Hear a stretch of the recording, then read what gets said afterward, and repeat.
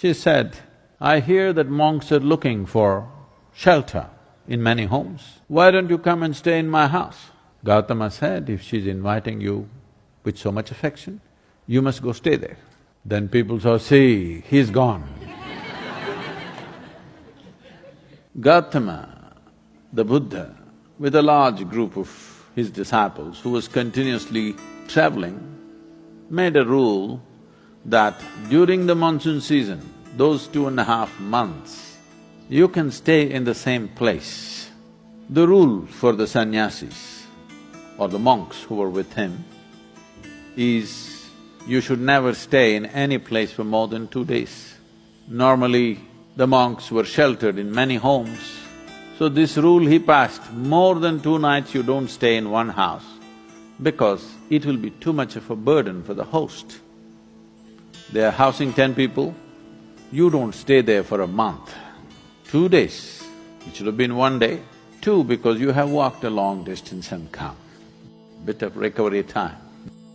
But during the monsoon season, he said, up to 2 to 2.5 months you can stay in one place because walking through the jungles of that region during the monsoon season would be treacherous and many would lose their lives.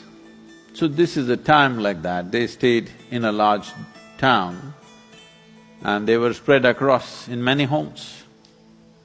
The monks went out to get their alms from the people. Ananda or Ananda Tirtha, as he was known, who happened to be Gautama's elder brother before his monkhood, went out and there was a courtesan or a prostitute in the town. She gave him alms, looked at him, a handsome young man, tall and straight. She said, "I hear that monks are looking for shelter in many homes. Why don't you come and stay in my house?" Ananda said, "I have no issue, but I must ask the Buddha as to where I should stay." Then she became really taunting. She said, "Oh, you're going to ask your guru? Go and ask him, let's see what he says." So Ananda brought what he had collected for the day. Gautama was sitting, he came and placed it at his feet, and everybody is supposed to find food and shelter wherever they go.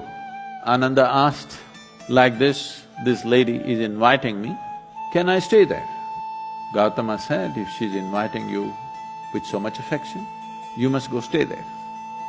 The townspeople who were sitting here, they said, "What? A monk is going to go and stay in a prostitute's home? This is it." This spiritual process has become corrupt. Gautama looked at them and said, "Why are you so worried? The lady is inviting him. Let him stay, what is the problem?" They all started getting up and started shouting. He said, "Wait, I am on this path because I see this is the most powerful way to live. Now you're telling me her ways are more powerful than my ways.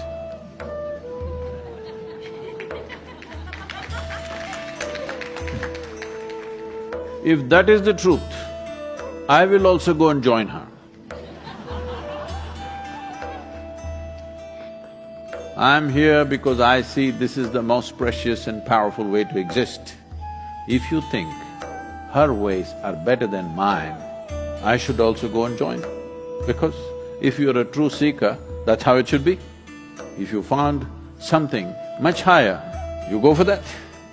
Then people shouted and many of them, of course, leave. Then Ananda went and stayed with her. Monsoon time, because of rains it gets cold, monk is wearing a thin habit. So she gave him a nice silk wrap. He covered himself. Then people saw, "See, he's gone." She made nice cooking and gave it to him, he ate. Then in the evening she danced for him. He sat, watching very carefully,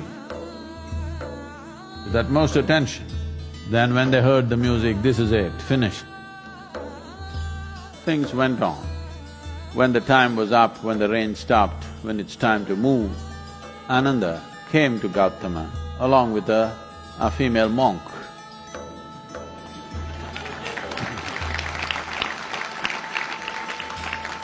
So, the power of being on the path of truth has been there, but has been many times at its height, but never got mainstreamed. I see that today, because of our ability to communicate, because of the tools of technology, the natural longing, the innate longing in a human being to find truth.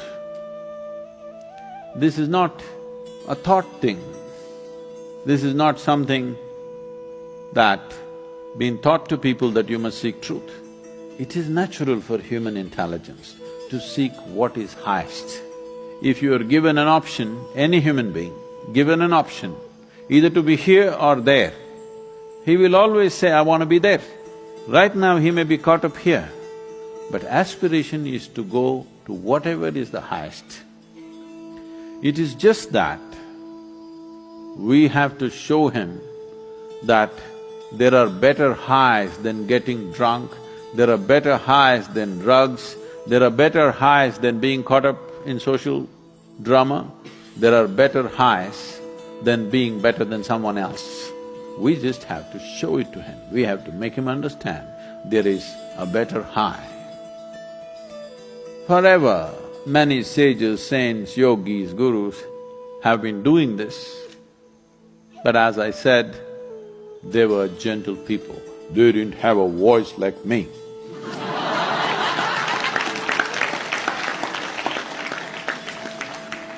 They didn't have a microphone. They didn't have tools with which they could speak to somebody there. They could only speak to people here. In spite of that, they did tremendous things. For their times, many of them did tremendous things out of sheer grace and energy. Millions of people around them, they transformed. Millions of people around them, they put them on the path of truth, on the power of truth. But a time has come where our ability to communicate is such, we can make truth slip through every door. We can make truth knock on everybody's minds and hearts. Never before this was possible. Technology has rendered us to this place. I feel this is the best age ever to make truth mainstream, to be truthful, to aspire for truth, to seek truth, because we have tools that nobody ever had.